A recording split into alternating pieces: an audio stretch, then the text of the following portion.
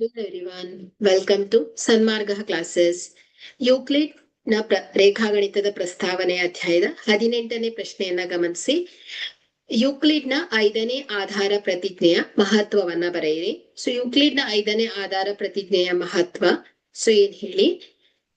ಇದು ಯೂಕ್ಲಿಡ್ ಅಲ್ಲದ ರೇಖಾಗಣಿತದ ಬೆಳವಣಿಗೆಗೆ ಕಾರಣವಾಗುತ್ತೆ. ಓಕೆ, ಸೊ ಮಹತ್ವ ಏನ್ ಹೇಳಿ. ಮಹತ್ವ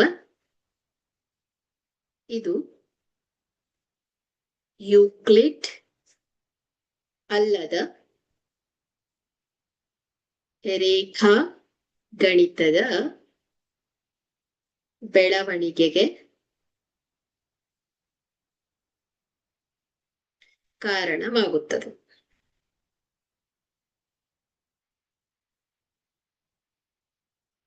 ಓಕೆ, ಥ್ಯಾಂಕ್ ಯು.